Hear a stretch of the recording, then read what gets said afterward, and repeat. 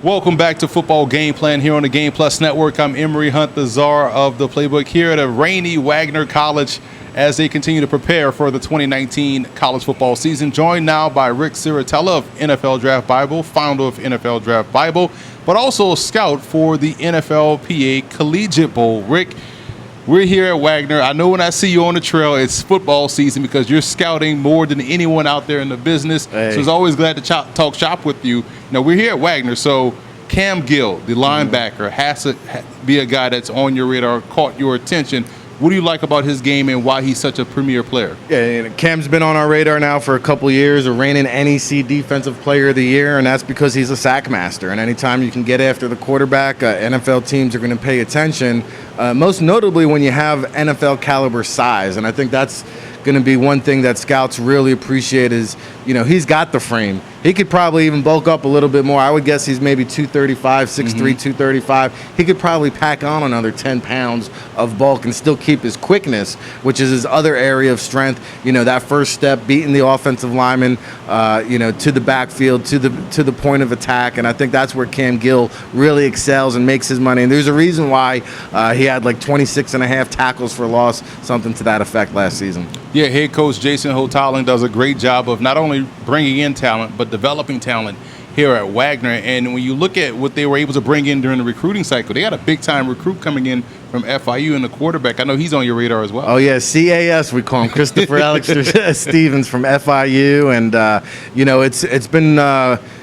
it's been challenging for Coach Haas here because it's been a revolving door the last few years at the quarterback position. Of course, TJ Linta here a year ago, now with the Kansas City Chiefs. And the year before that, Alex Thompson was a guy that was catching NFL attention. And now we have Christopher Alexander Stevens is the name you need to know here at the quarterback position. But Coach praised him for his mobility, being able to throw off platform. That will bring probably another added dimension to the offense this season. Outstanding tight end from Syracuse, hey. Former wide receiver for the Orange, came here to Wagner, 6'4", 255. He's got the size and he can run. Yeah, no, he looks the part. Coach raves about his athleticism.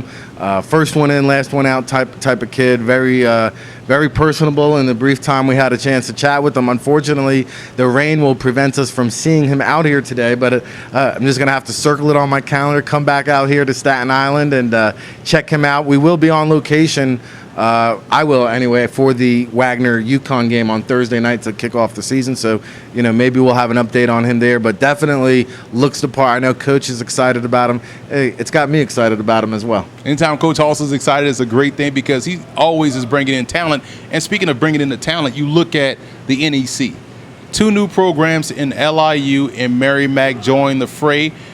Top to bottom, this is one of the more competitive FCS conferences, but from your perspective, from an NFL draft perspective, how good is the NEC, and what are some of the players that you're looking at in this conference that are going to be on Sunday, that are going to be Sunday players? Sure. Come next year. Yeah, no, it's been fun to watch this conference grow each and every year, from the amount of scholarships to the amount of teams.